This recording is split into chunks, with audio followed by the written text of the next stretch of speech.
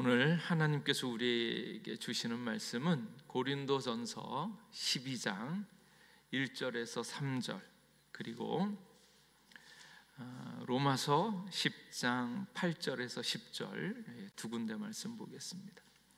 먼저 고린도전서 12장 1절에서 3절입니다.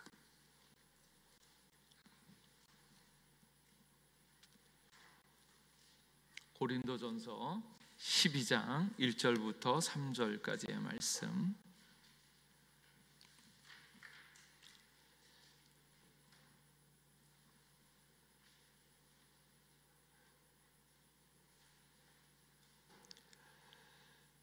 예, 1절은 제가 읽고 2절은 여러분, 3절은 함께 읽겠습니다. 형제들아, 신령한 것에 대하여 나는 너희가 알지 못하기를 원하지 아니하노라. 너희도 알거니와 너희가 이방인으로 있을 때에 말 못하는 우상에게로 끄는 그대로 끌려갔느니라. 그러므로 내가 너희에게 알리노니 하나님의 영으로 말하는 자는 누구든지 예수를 저주할 자라 하지 아니하고 또 성령으로 아니하고는 누구든지 예수를 주시라 할 수 없느니라. 아멘. 로마서 10장 8절에서 10절입니다. 로마서 10장 8절에서 10절 말씀입니다. 이 말씀도 8절은 제가, 9절은 여러분이, 10절은 다 같이 읽겠습니다. 그러면 무엇을 말하느냐? 말씀이 내게 가까워 내 입에 있으며 내 마음에 있다 하였으니 곧 우리가 전파하는 믿음의 말씀이라. 내가 만일 내 입으로 예수를 주로 시인하며 또 하나님께서 그를 죽은 자 가운데서 살리신 것을 내 마음에 믿으면 구원을 받으리라. 사람이 마음으로 믿어 의에 이르고 입으로 시인하여 구원에 이르느니라. 아멘. 할렐루야.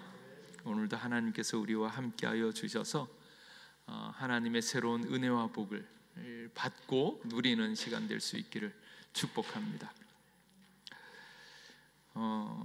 여러분의 영성은 얼마나 좋아지셨는지요? 머리 아프신 분은 없으시죠? 가끔은 그 생각을 하는데, 머리가 아프면 말씀을 읽으면 머리가 개운해졌으면 좋겠다. 팔다리가 좀 힘들면 붙잡고 막 이렇게 기도해서 그것이 나았으면 뭐 그런 거, 이런 또 치유의 이정은 잘 안 나타나도 적어도 마음이 힘들고 괴로울 때는 이렇게 기도를 해서 마음을 이렇게 안쳤으면 좋겠다, 이런 느낌이 들 때가 있죠. 근데 이런 방법이 상당히 고수의 방법입니다. 마음이 힘들 때 마음으로 이것을 다스릴 수 있으면 이건 정말 좋은 거겠죠. 생각이 있는데 생각을 또 다른 생각으로 잡을 수 있으면 이건 굉장히 훌륭한 사람이죠. 근심과 걱정이 막 올려오는데 그때 하나님에 대한 말씀, 하나님에 대한 생각을 하면 근심이 막 없어지고 이러면 얼마나 좋겠는가. 근데 때로는 마음과 생각이 잘 안 잡히는데 그것을 잡을 수 있는 방법이 뭔가? 몸입니다. 몸. 생각도 막 이렇게 헷갈리고 마음도 막 흔들리는데 그때 결단하고 몸을 교회로 오면, 주님 앞에 이렇게 우리의 몸을 옮겨서 그 가운데로 들어가면 나도 모르게 이게 생각과 감정이 잡힐 때가 있어요. 또 마음과 생각이 잘 안 될 때 어떤 사람은 뭘 하는가 하면 운동을 한답니다. 나가서 막 운동을 하고 땀 뻘뻘 흘리고 뭐 이러고 나면 마음이 개운해지는 사람도 있고, 이게 다 무엇 때문인가? 생각과 감정과 몸, 운동 이런 것들이 서로 연관되어져 있다라는 거예요. 그런데 그것을 우리의 삶의 방식들을 결정하려고 할 때 생각과 마음을 이렇게 연관성 있게 바꿀 수 있다면, 가끔 명상 같은 거 하잖아요. 사람들이 명상을 하는 이유는 나도 모르게 몰려오고 있는 그 부정적인 느낌들, 부정적인 생각들, 부정적인 말들이 막 몰려올 때 그것을 끊어내는 겁니다. 그래서 조용히 가만히 앉아서 이전과는 다른 생각으로 이렇게 바꾸는 거죠. 그래서 부정적인 것을 끝내기 위해서 때로 사람들은 생각을 잠잠하게 하면서 명상 같은 거 하는 겁니다. 근데 우리의 몸 자체가 이렇게 일관성 있게 연결되어져 있다라는 것을 알 수 있습니다. 그래서 오늘은 인테그리티를 이야기할 때 한 개인에게 있어서의 생각, 감정, 의지들을 어떻게 일치시켜 가는가, 특별히 기독교인들은 그것을 어떻게 점검해야 되는가 하는 것들을 생각해 보는데, 오늘 있는 말씀 가운데 형제들아 신령한 것에 대하여 나는 너희가 알지 못하기를 원하지 아니하노라. 신령한 것이 무엇입니까? 약간 신령하다. 옛날에 영으로 예배를 하는데 신령과 진정으로 예배할지니, 이렇게 그런 말씀이 있죠. 근데 그때 신령과 진정 이러니까 사람들이 생각할 때 신령, 거룩하게 이렇게 뭔가 신령스럽게 조심스럽게, 딴짓 막 이렇게 하면 안 되고 하나님의 임재가 나타날 수 있도록 신령스럽게 이렇게 깨끗하게 이렇게 정갈하게 준비해야 된다. 근데 이런 생각을 많이 했었거든요.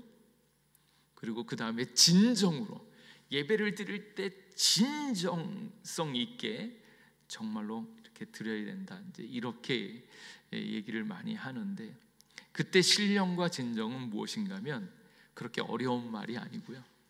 그것을 요즘에는 바꿔서 신령하다라는 것은 성령이다라는 거예요.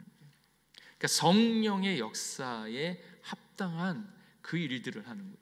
그래서 신령하다라고 하면 자꾸 이제 조금 으시시하면서 무슨 이렇게 어떤 신이 나타날 것 같은 분위기를 생각할 때가 있는데, 그런 것이기보다는 성령의, 그래서 성경에서 이야기하고 있는 성령의 역사하는 그 분위기, 그래서 성령님을 모셔드려서 성령님의 합한 예배를 드려야 된다. 진정은 무엇인가 하면 진정은 진리입니다. 진리라는 이야기는 진리이신 예수님 중심적으로 예배를 해야 된다, 그 말씀이거든요.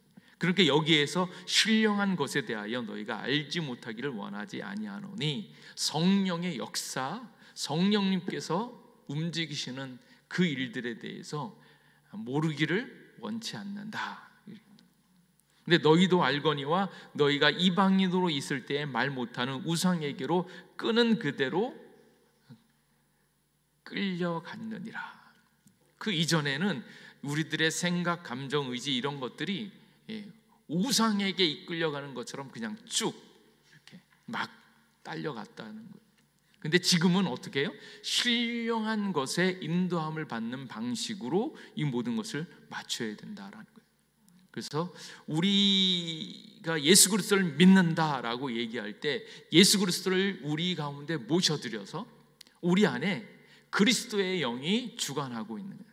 예수님을 주라고 시인하는 것, 그것이 바로 성령의 역사이고요. 그래서 내 안에 있는 그리스도의 영이 우리를 인도할 수 있도록 그것을 내어드리는 것, 그게 우리들의 삶입니다. 그래서 그러므로 내가 너희에게 알리노니 하나님의 영으로 말하는 자는 누구든지 예수를 저주할 자라 하지 아니하고 성령으로 아니하고는 누구든지 예수를 주시라 할 수 없느니라. 하나님의 영 성령이 오시면 누구를 발견해요?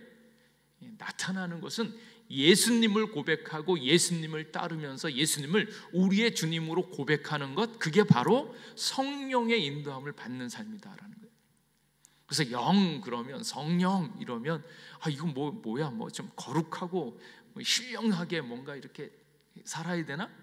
그렇지 않고 성령이 가리키고 있는 바 가장 중요한 것은 예수님을 주라고 시인하면서 그것에 우리의 삶이 받쳐지는 삶. 그래서 우리의 삶을 통하여 예수를 주시라고 고백할 수 있는 그 삶이 성령의 인도함을 받는 삶이다라는 것. 그래서 우리 이제 사람이 있으면 사람을 3등분하면 어떻게 나눈다고요? 영혼, 육 이렇게 되죠. 그때의 영은 무엇입니까? 영적인 차원에 있어서 성령님, 예수님 모셔드리면 우리의 영은 성령의 인도함을 받는다라는 거예요. 근데 영적으로 죽은 사람은 어떤? 예수 그리스도를 알지 못하는 사람, 예수님을 고백하지 못하는 사람, 그런 사람은 영적으로 죽어서 영적인 차원에 있어서 영에 대한 차원은 죽어버렸다라는 거예요. 그래서 살리는 것은 영이고 육은 무익하다, 그렇게 말씀할 때 그때의 영은 성령님의 인도함, 성령님이 우리 안에 그 작동을 시작하셨다. 그래서 하나님이 우리에게 이렇게 역사를 시작할 때 무엇을 주시냐면 말씀을 주시죠. 근데 그 말씀이 역사하기 시작하는데 그 말씀의 역사가 나타났을 때 사람들은 뭘 느끼냐면 자신이 죄인이다라는 것을 느낍니다. 그래서 한 사람이 성장하려고 할 때 자연인 이렇게 있고 그 다음에 죄인이 예수 그리스도를 영접함으로 의인이 되어지잖아요. 예수 그리스도의 의를 입어서 의인이 되어지잖아요. 근데 자연인, 죄인, 의인이에요. 근데 성령님께서 역사하실 때, 말씀을 듣고 성령님께서 역사하실 때 자연인에서 자기가 죄인인 것을 깨닫는 거예요. 근데 그 전까지는 이것이 잘 안 되어집니다. 영적으로 죽어있는 자들은 자기가 죄인인 줄도 몰라요. 그래서 성령의 역사가 시작되어져서 성령을 받아들이면 내가 죽었다가, 영적으로 죽었다가 살아있으면서 하나님의 형상으로 지음받았기 때문에 원래 영적인 존재였었는데 하나님과 불순종함으로 말미암아서 영이 죽어서 전혀 하나님의 말씀에 감각이 없다가 하나님의 은혜로 말미암아서 그 하나님의 형상이 다시금 살아나기 시작해서 말씀에 대해서 반응을 하는 첫 번째 단계가 죄를 느끼는 거예요. 그래서 구약에 있는 말씀들 이렇게 있을 때 율법에 대해서 이야기를 하면 자신이 죄인이다라는 것을 알기 시작하죠. 근데 그 단계에서 그 다음 단계로 넘어가는 게 무슨 단계인가? 죄는 느끼는데 죄를 해결할 방법이 없는 거예요. 죄를 씻을 방법이 없는데 그것을 해결하기 위하여 말씀이 육신이 되어서 예수님이 오셨고 그 예수님이 우리를 위하여 친히 죽으심으로 죄를 해결하는 거예요. 그래서 예수님을 발견하고 예수님으로 말미암아서 우리가 죄 씻음을 당한다라는 것을 발견하는 거예요. 그리고 그 일들을 감당하는 예수님 말씀을 받는데 그것이 저절로 이렇게 알게 되어지고 깨닫게 되어지는 역사를 누가 하는가? 성령님께서 하시는 거예요. 그래서 구약에 있어서 말씀이 왔고 말씀이 육신이 돼서 우리를 위하여 죄를 해결해 주시는 예수님을 만나고 예수님께서 우리에게 각 사람에게 친히 역사에서 알아들을 수 있는 성령의 역사가 시작되어진다. 그래서 예수 그리스도를 주라 시인하는 자들에게 하나님의 영, 그리스도의 영, 성령이 살아있는 것을 믿으시기 바랍니다. 다른 건 흔들리지 않되 내가 하나님의 택함받은 자녀다라는 것을 알 수 있는 것은 성령님께서 역사하셔서 내 안에 영이 살아있기 때문에 그것으로 말미암아서 내가 살아있음을 느끼는 겁니다. 근데 문제는 제가 영의 특징이 가장 처음에 있는 게 계속 반복해서 얘기할 텐데 영의 특징이 세 가지를 이야기하면 첫 번째, 영은 안 보인다. 두 번째, 영은 일관성이 있다. 하나로 묶여진다. 하나다. 영은 하나다. 세 번째는 이 영이 자라난다. 이 세 가지입니다. 영은 보이지 않으니까 사람들이 자꾸 이렇게 저렇게 얘기하지만 그 영이 분명하게 나타나게 되어 있는데 그 영에 따라서 생각, 감정, 의지 이것들이 하나로 분명히 드러나게 되어 있다. 일치되어진다라는 게 두 번째 특징이고, 세 번째는 믿음이 적다가 이 영이 점점 자라난다. 이 특징이 있습니다. 그래서 영이, 성령의 역사로 말미암아 여러분 안에 영이 있으면 그 영이 점점 커질 수 있기를, 믿음이 자랄 수 있기를 주님의 이름으로 축복합니다. 근데 그 믿음이 자라나는 그 증거들이 어떻게 나타나는가, 여러분의 영의 수준이 어디 있는가 하는 것을 알려면 뭘 살펴야 되는가 하면 그 첫 번째로 생각을 살펴야 되는 거예요. 로마서 8장에 있는 말씀, 8장 5절에서 9절 말씀에 이렇게 말씀을 합니다. 제가 읽어드리면, 육신을 따르는 자는 육신의 일을, 영을 따르는 자는 영의 일을 생각하나니 육신의 생각은 사망이요 영의 생각은 생명과 평안이니라. 육신의 생각은 하나님과 원수가 되나니 이는 하나님의 법에 굴복하지 아니할 뿐 아니라 할 수도 없음이라. 육신에 있는 자들은 하나님을 기쁘시게 할 수 없느니라. 만일 너희 속에 하나님의 영이 거하시면 너희가 육신에 있지 아니하고 영에 있나니 누구든지 그리스도의 영이 없으면 그리스도의 사람이 아니라. 누구에게는 그리스도의 영이 있으니까 그리스도의 사람이고, 누구는 그리스도의 영이 없으면 이 사람은 말은 어떻게 해도 다 가짜다, 그리스도의 사람이 아닙니다. 여러분에게는 그리스도의 영이 있을 줄 믿습니다. 그게 분명한데 그 영은 뭐라 그랬어요? 안 보인다고요. 스스로 생각해 볼 때, 영은 안 보이는데 내가 그리스도의 영이 내 안에 있는가 없는가 확인할 수 있는 첫 번째 방법은 뭔가 하면 여러분의 생각을 보는 거예요. 생각도 왔다 갔다 이런 생각 저런 생각 막 하지만 결국 그 생각을 붙잡고 생각을 확인할 수 있는 것들이 여러분인데, 여러분이 영적인 사람인가 아닌가 하는 것들은 뭘 보면 알 수 있냐면 스스로 자기의 생각을 보면 알 수 있는 거예요. 그래서 영은 보이지 않는데 영의 생각은 스스로 보이기 시작하고 감지할 수 있으니까 여러분의 생각을 어떠한가 하는 것을 살피는 거예요. 그래서 육신의 생각은 망하는 거고 사망이고 영의 생각은 생명과 평안이니라. 여러분 안에 생각이 바뀌어서 성령의 인도함을 받는 생각을 할 수 있기를 주님의 이름으로 축복합니다. 생각을 바꾸셔야 되는데 생각을 잘 안 바뀌잖아요. 아까 있었던 너희도 알거니와 너희가 이방인으로 있을 때에 말 못하는 우상에게로 끄는 그대로 끌려갔느니라. 이게 과거의 습관적인 생각들이 그대로 아직도 머물러 있는 생각입니다. 근데 그 생각이 바뀌어지려면 성령의 인도함을 받아서 그것이 생명과 평안의 생각으로 바뀌어지는 것을 여러분이 보셔야 됩니다.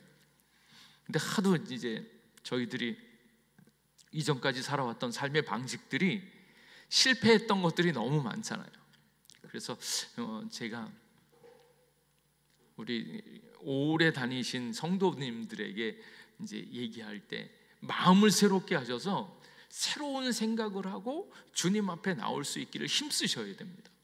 왜냐하면 교회 생활은 적응하는 게 아니고 만남이기 때문에 그렇습니다.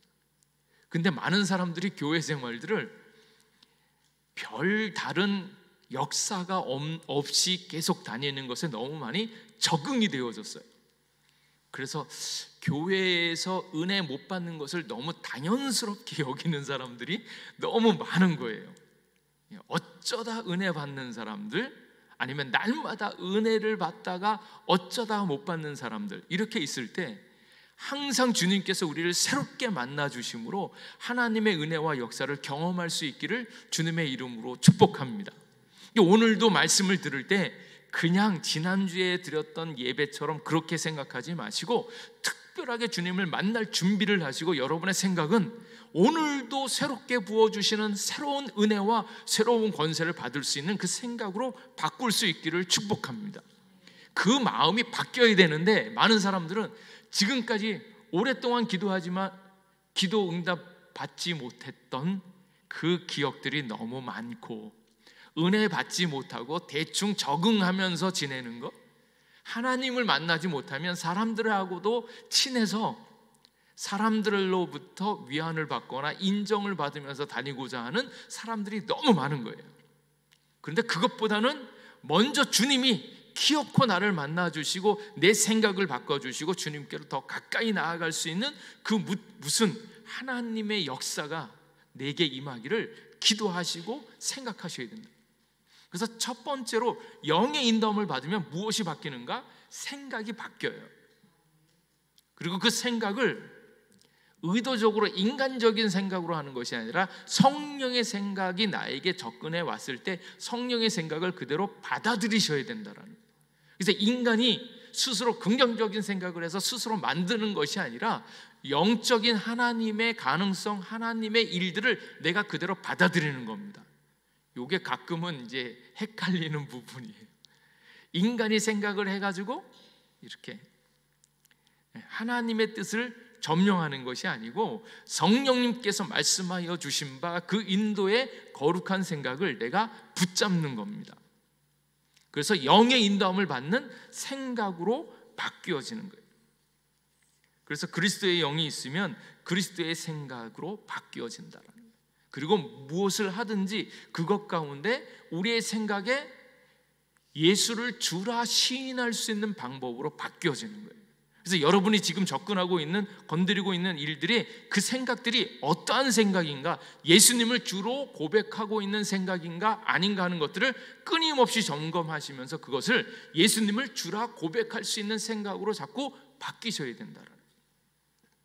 요즘에 가장 이런 얘기를 하더라고요. 수도권 이제 수기총이라고 하는 이제 수도권 기독교 총연합회, 이제 거기에서 여론조사를 했답니다. 만 20세 이상의 기독교인들 1000명을 응답받아서 했다는 거예요. 정치와 세상의 법과 당신의 신앙은 어떤 관계가 있다고 생각하는가? 어떤 관계가 있다고 생각하는가? 여러분은 어떻게 생각하시나요? 세상의 법과 우리의 신앙은 밀접한 관계가 있다라고 생각하시는 분,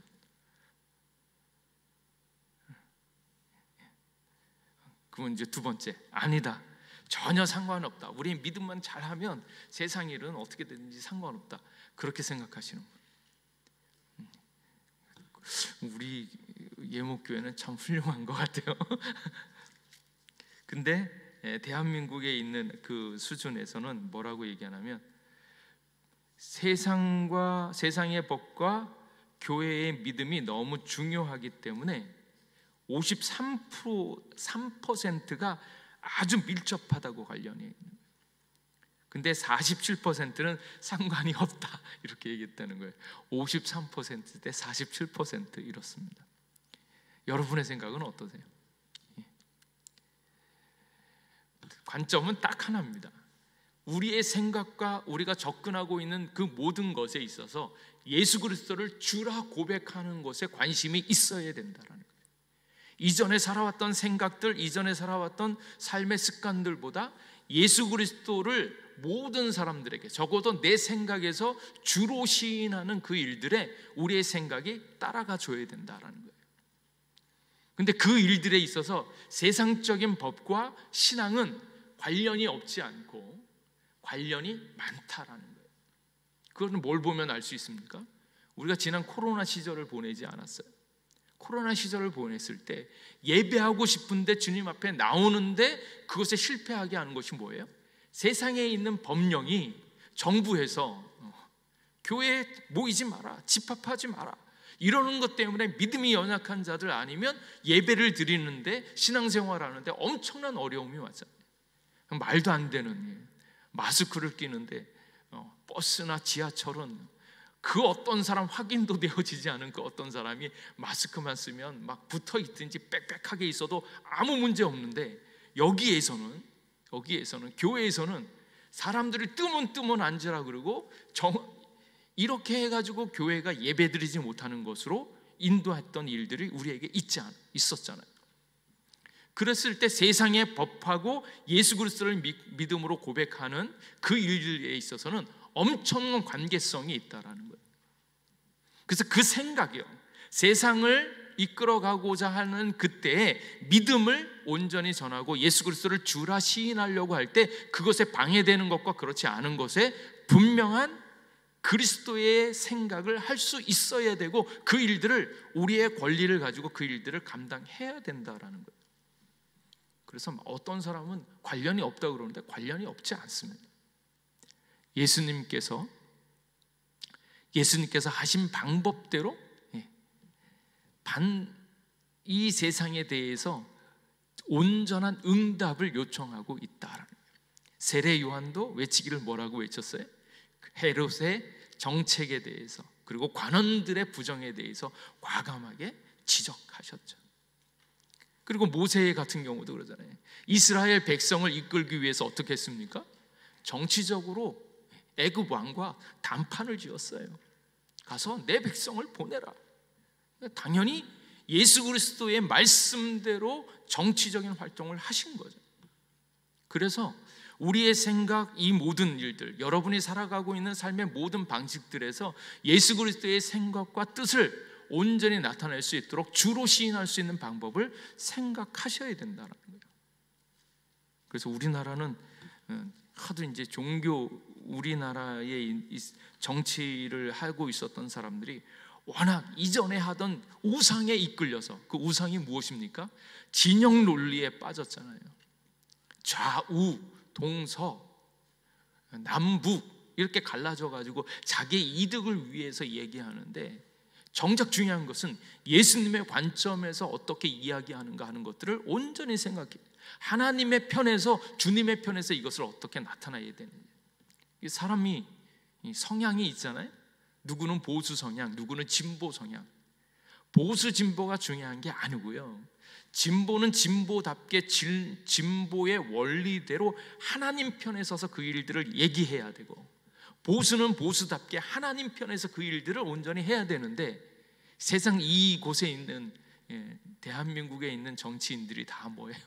권력 욕심이 있어서 자기 욕심을 채우기 위해서 인테그리티 없이 야비하게 자기의 원칙을, 진보는 진보의 원칙을 따라서 정말로 자기를 버리면서 그 원칙을 지켜가야 되는데 그렇지 않고, 보수는 보수도 그걸 안 하고 있고.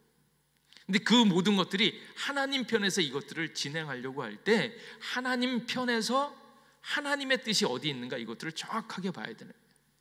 누구를 편들 수는 없지만 하나님의 말씀대로 되어지지 않고 있는 일들에 대해서 정확하게 짚고 이야기하는 것, 그리고 그것이 성도의 신앙과 예수 그리스도의 주되심을 나타내지 않는 것이라면 그것에 대해서는 정확하게 보고 그 일들에 대응을 하셔야 된다라는 거예요.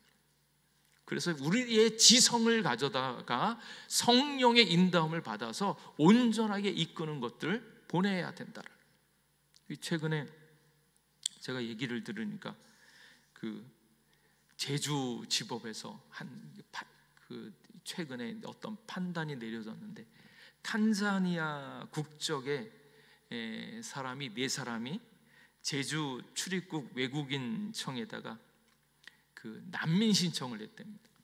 그 난민 신청을 했는데, 처음에는 난민 신청을 한 것이, 이 사람들이 서류를 접수할 때 거짓된 서류가 섞여 있었던 것 같고, 그리고 이 사람들이 도망자예요. 도망자인데 도망해서 와서 그냥 우리나라를, 이제 탄자니아에서 이렇게 도망을 와가지고 저쪽 홍콩을 거쳐가지고 이렇게 제주도에 와가지고 경제적인 이득 때문에 그냥 더 입어서 편하게 살려고 난민 신청을 했다는 거예요. 그러니까 법원에서는 처음에는 그것을, 이 사람들은 서류가 가짜이고 그래서 이 사람들을 받아줄 이유가 없다. 그래서 그 난민 신청을 거절했다는 거예요. 그래서 거절했나 보다. 그런데 이제 그 사람들이 거절을 당해서 있을 때 다시 심사를 할 수 있도록 항소를 했다는 거예요. 거기에 누가 붙었냐면 몇몇 소위 말하자면 인권을 이야기하고 있는 변호사, 우리나라의 일들을 감당하고 있지만 그 법을 잘 이용해 먹으려고 하고 있는 조금은 매국적인 그런 변호사가 붙었다는 거예요. 그래서 그 일들을 다시 꾸몄는데 뭐라고 꾸몄나 하면 동성애 문제로 엮은 겁니다. 근데 알고 봤더니 그 탄자니아에서 온 이 사람들이 탄자니아 한 클럽에서 동성애 성행위를 하다가 발각돼 가지고 경찰에 체포된 거예요. 체포되어지니까 이후에 보석금을 내고 풀려난 뒤 곧바로 출국 절차를 밟고 도망을 나온 거예요. 그리고 와서 이제 거짓 서류 하고 몇 가지 은폐를 시켜가지고 했는데 이제 그것을 없앤 겁니다. 그러는데 여기에 아까 얘기했던 동성애에 관련이 있어서 동성애를 우리나라에 퍼뜨리려고 하는 이것의 포괄적 차별금지법을 없애려고 하고 있는 그런 사람들이 그 변호인단이 뒤에 붙어가지고 이 사람들을 자국으로 돌아가게 되어지면 동성애 때문에 차별을 받거나 박해를 받을 위험이 있으니까 그것을 피해주는 조건으로 다시 난민 신청을 허가해 줘야 된다. 심사를 받게 해라. 그래서 처음에는 심사를 안 받게 잘랐는데 다시 해서 심사를 다시 못 받게 되어진 것들을 바꿔서 다시 심사를 받는 것으로 다시 옮겨놨다라는 거예요. 탄자니아는 이슬람 국가여서 동성애자와 동성애를 지지하는 사람들은 최대 징역 30년형을 내리는 범죄자로 취급한다는 거예요. 그러니까 이것을 이제 받아들이고 이 사람들이 뭘 알겠습니까? 우리나라의 법에 대해서 뭘 알겠고 어떻게 항소하는지를 어떻게 알겠어요? 근데 그 일들을 뒤에서 돕고 있는 동성애, 친동성애적인 것들, 그것을 이렇게 항소의 이유로 삼아가지고 다시금 이 일들을 벌인 사람들이 있다는 거예요.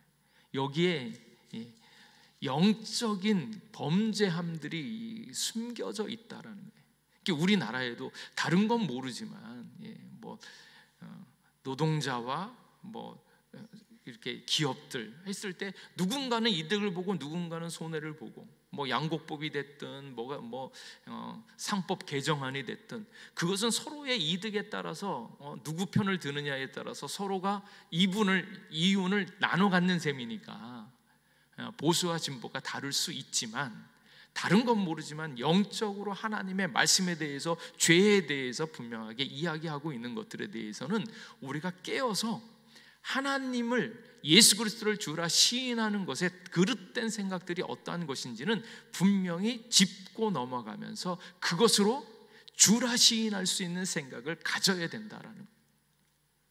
그래서 지금 우리나라에 여러 가지 일들이 있는데 힘들고 어려운 중에 우리 대한민국이 예수 그리스도를 잘 믿는 나라가 될 수 있기를 간절히 바랍니다.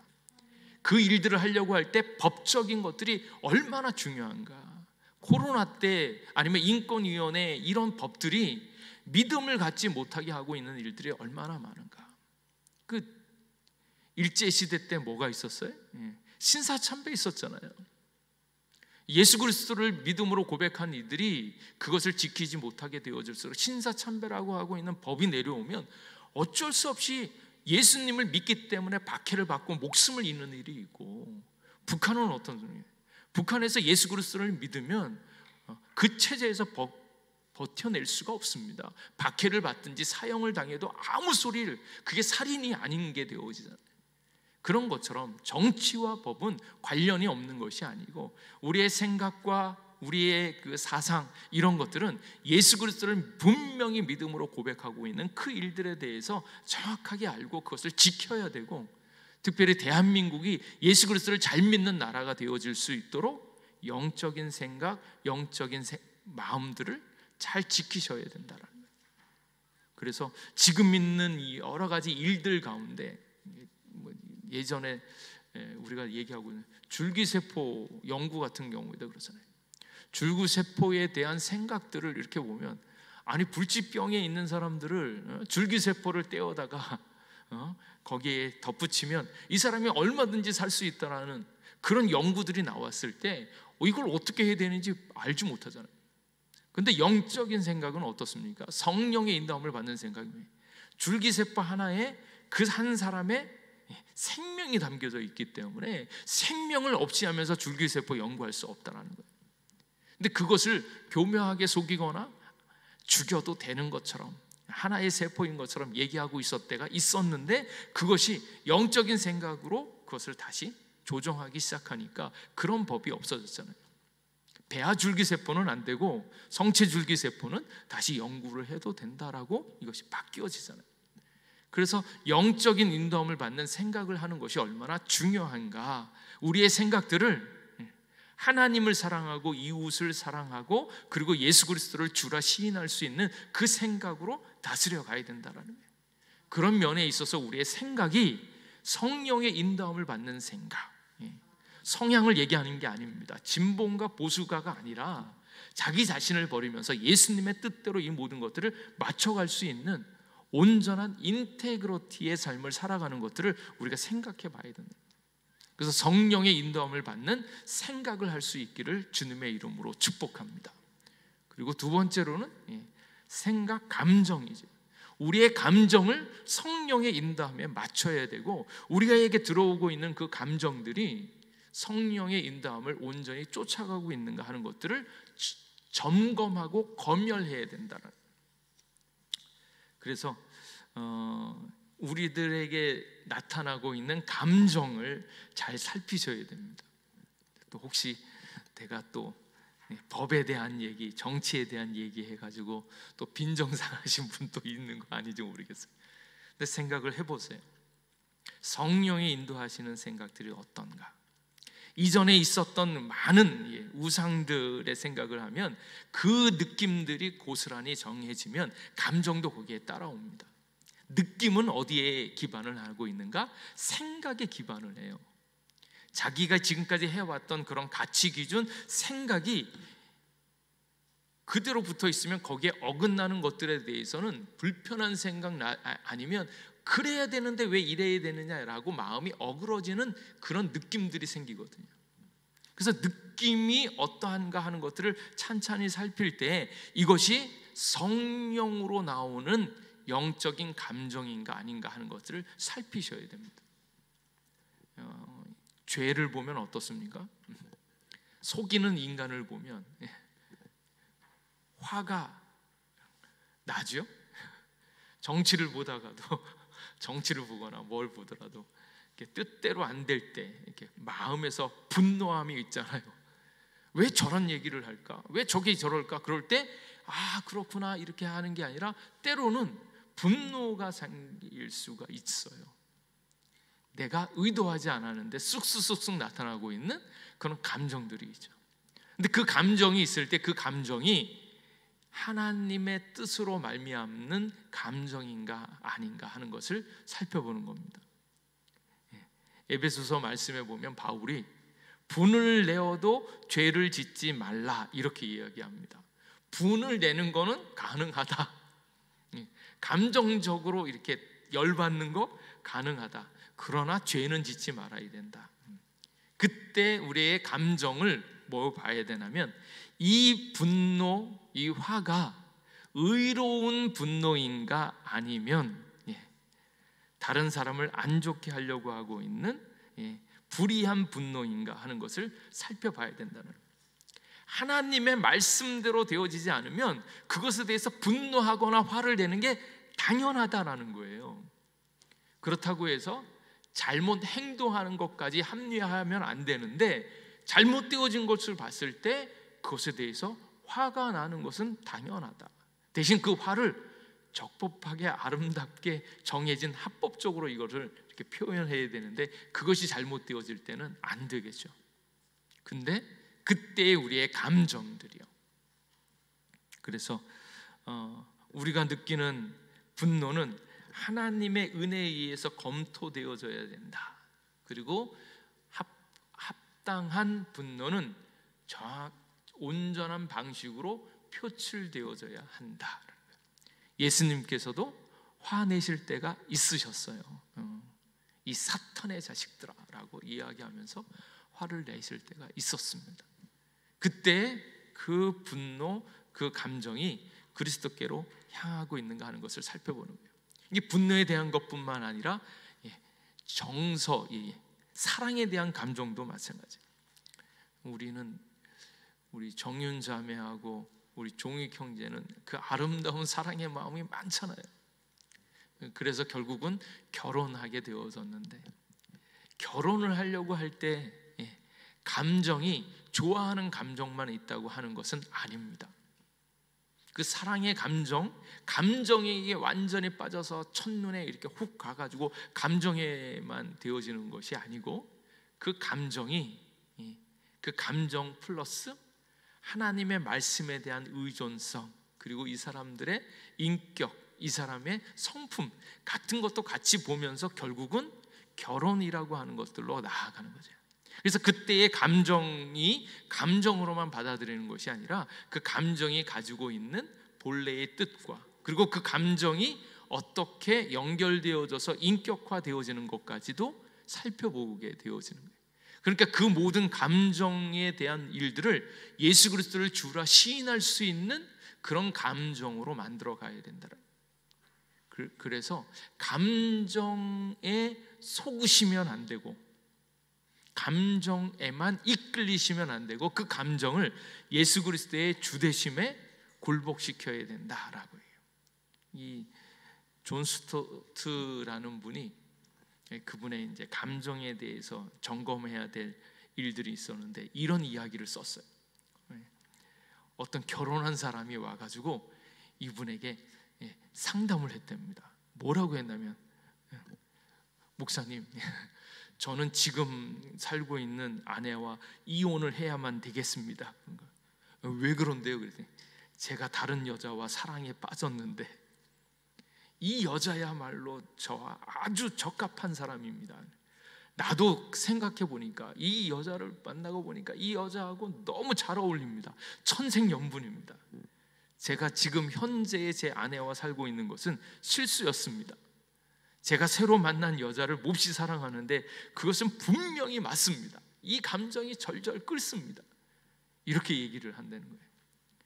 이때 그가 느끼고 있는 감정에 대해서 그 감정이 맞다라고 얘기할 수 있겠는가? 근데 존 스토트 목사님이 뭐라고 얘기하냐면, 당신의 짝은 그것이 아닙니다. 오히려 반대입니다. 그것은 분명 잘못된 겁니다. 당신에게 이미 아내가 있지 않습니까? 사랑에 빠진다는 감정은 신뢰할 수 없는 길잡이이다. 감정이 있기 전에 뭐가 있어요? 감정은 왔다 가고 흔들릴 수 있는데 그 감정이 온전하지 않다라는 거예요. 그 감정은 어디에 기반해야 되는가? 말씀에 기반해서 말씀이 성취되어지는 감정이어야 되는데, 그렇지 않은 경우에는 그 감정은 거짓된 감정, 흔들리는 감정, 오히려 우리를 망하게 하는 감정일 수 있다라는 거예요. 그래서 예수님을 감정의 주로 시인할 수 있는, 그래서 예수님으로 말미암았을 때 우리에게 나타나고 있는 그런 기쁨들, 여러 가지 일들을 봐야 돼요. 그 감정의 핵심은 어디에 있냐면 말씀에 기반을 두고 있고 하나님의 뜻에 기반을 둔 감정이어야 된다라는 거예요. 그래서 성령의 인도함을 받는 감정이에요. 그래서 흔들 수 없는 구원의 감격들을 느끼면서 평안한 가운데 사랑하고 섬기는 거예요. 그래서 감정에 이끌리는 것이 아니라 감정 뒤에 있는 성령의 역사를 온전히 발견하는 거예요. 그래서 여러분의 감정을 통하여서 성령의 역사를 경험하면서 예수 그리스도를 주라 시인할 수 있는, 그래서 감정, 여러분의 느낌, 여러분의 마음을 통하여 예수 그리스도를 고백할 수 있기를 바랍니다. 그 단계. 그리고 세 번째는 어디 있냐면 이제 의지에 대한 단계. 여러분의 마음이 있으면 여러분의 마음이 누구에게로? 예수님을 향하여 갈 수 있도록 의지를 발동시키셔야 돼요. 근데 많은 사람들은 이 의지가 약해지잖아요. 여러분의 의지를 약하게 만드는 사단의 공격들이 있습니다. 분명히 생각은 잘했는데, 마음도 괜찮은데 자꾸 게으르고 싶고 안 하고 싶고, 그거하고는 이렇게 하다가는 내가 손해보는 것 아니야? 라는 생각이 있어서 그것을 하기 싫어지는, 굳이 내가 안 해도 되는데 그것을 해야 되나? 이런 생각으로 나아갈 때가 있다. 근데 그때 그 의지를 누구에게? 성령의 인도함에 굴복시키는 거예요. 굴복시키는 거예요. 예수님께서도 이러한 시험을 받으셨죠. 첫사람 아담은 에덴 동산에서, 자, 너의 의지를 어떻게 할까? 주님의 말씀대로 할 거야? 아니면 네 뜻대로 할 거야? 선악과를 먹을래? 안 먹을래? 그랬더니 뱀이 유혹도 하거니와, 그 얘기를 딱 듣고, 아, 나도 하나님처럼 똑똑해졌으면 좋겠다, 눈이 밝았으면 좋겠다. 그래서 뭐 합니까? 하나님의 의지가 아니라 자기의 의지대로 선악과를 먹는 거예요. 뱀을 핑계할 수 있지만 결과적인 선택은 누가 했어요? 아담과 하와가 했다. 그 의지, 자기 의지. 그런데 두 번째 아담인 예수님은 어떻게 합니까? 겟세마네 동산에서 기도할 때 십자가를 져야 된다. 아, 그 힘들고 어려운 십자가. 그때 주님 앞에 기도하죠. 주님, 나의 원대로 마옵시고 아버지의 뜻대로 아버지의 원대로 하옵소서. 그 갈림길이야. 정확하게 예수님에게 자유의지가 있었다라고요. 예수님이 하나님의 아들이니까 뭐 무조건 십자가 지기로 작정되어져 있잖아요. 그게 아니고 인간의 몸으로 왔기 때문에 그 일들을 할 수 있는 의지가 있었다. 그때 예수님이 뭘 선택했는가? 나는 내 뜻이 아니야. 예수님의 뜻이어도 상관이 없는데 예수님의 뜻 아니고 아버지의 뜻이야. 하나님의 뜻에 자기 자신을 맞추는 겁니다.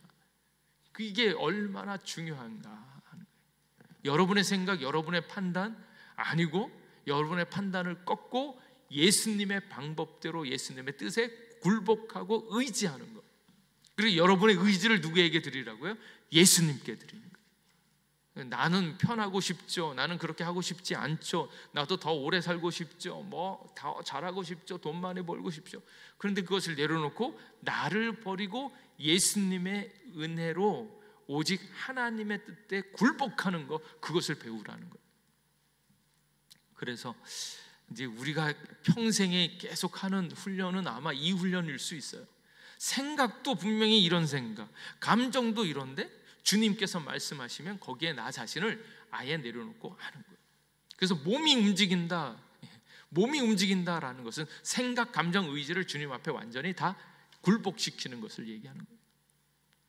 그래서 성령의 인도함을 받는 생각, 감정, 의지, 이렇게 그 의지에 따라서 뭐가 결정되어집니까? 몸이 결정되어지잖아요.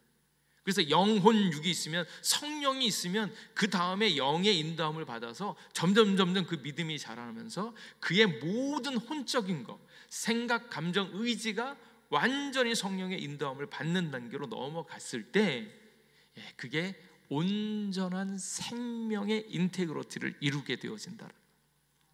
그래서 우리가 지금 주님 앞에 나아가려고 할 때 여러분의 의지를 온전히 주님 앞에 굴복시킬 수 있기를 축복합니다. 그때 주님의 뜻이 일어나는 거예요. 그래서 믿음이 있으면, 우리가 보통 믿는다라고 얘기할 때 퍼센테이지를 따지면 0이 살아있으면, 처음에 시작은 어떻게 시작한다고요? 내가 예수님을 믿어야겠다라고 선택하는 것이 나는 100% 믿어, 이게 아니고 51대 49라고요. 51하고 49. 오늘 교회를 갈까 말까 하다가 나는 무조건 가, 이렇게 얘기하는 사람은 누구밖에 없을까요? 최 목사밖에 없을 거예요. 왜냐하면 오늘 금요 설교를 해야 되기 때문에 이렇게 생각하고, 나는 무슨 일이 있어도 오늘은 금요일 가서 설교를 해야 된다라는 100%로 놓고, 저는 확실하게 갈 걸로 완전히 정해놓고 이제 준비했으니까 100%고, 어떤 사람은 갈까 말까, 아무래도 가는 게 조금 낫지 않을까? 아니 그래도 조금 쉬는 게 낫지 않을까? 이거 왔다 갔다. 그 싸움이 뭐 어디서부터 시작해요? 51대 49로 오신 분이 있어요.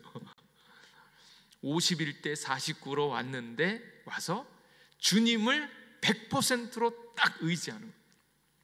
근데 여기에서 50일에서 점점 예수님을 믿으면 믿을수록 이것이 점점 52, 53, 60%, 70%, 80%, 90% 이렇게 확실하게 흔들리지 않게 결정되어져야 되는데, 여전히 영이 약한 사람은 그의 생각도 아직도 주되심을 고백하지 못하고 있는 생각들이 너무 많고, 지금까지 우상에 이끌려서 살아왔던 그런 삶의 방식들, 세상의 법이 되어졌고 어떤 생각, 사상들 다 예수님 없는 생각들로 있었다면, 지금은 그 모든 생각들에 예수님을 주로 고백할 수 있는 생각을 할 수 있기를 주님의 이름으로 축복합니다. 그리고 감정이 있을 때 그 감정에 이끌려 가지고 흔들리는 것이 아니라 정말로 예수님이 만들어 주신 그 아름답고 복된 그 감정들, 주님 안에 있음으로 죽음을 넘어설 수 있는 두려운 것이 아니라 평안함을 누릴 수 있는 그 감정으로 사랑하고 섬길 때 얼마나 기쁘고 즐거운가, 그 감정의 주인이 바로 예수님의 주되심을 고백하고 있는 것. 그리고 내 생각, 내 고집 아니고 오직 나의 모든 것들을 예수님께 내어 맡기고 그 의지대로 나아갔을 때 하나님께서는 우리의 삶을 통하여 영광 받으실 줄 믿습니다. 예수님을 주라 고백하고 있는 그의 존재를 통하여서 하나님께서 영광 받으십니다. 그래서 오늘도 주님 앞에 나아갈 때 여러분의 삶을 통하여 여러분의 생각, 영적인 생각, 오늘 이 밤에 주님께서 나를 만져주셔서 내 생각이 주님께서 말씀하시면 고쳐줄 수 있다, 그 믿음으로 나아가셔야 돼요. 너무 오랫동안 안 이루어진 것 때문에 희박해진 우리의 마음들, 사망의 음침한 골짜기 가다가 후련히 그 밝은 빛이 확 다가오고 있는 거예요. 나의 삶을 확 비추는 거. 어둠이 있는데 어둠에서 어떻게 이것이 내 생각으로 어떻게 이 어둠을 헤쳐나올 수 있습니까?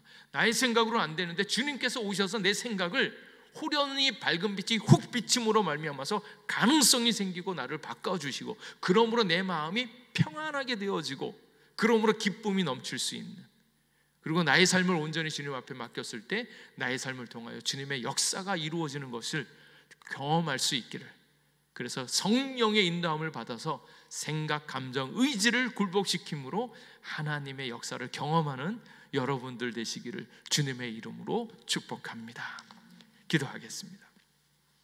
하나님,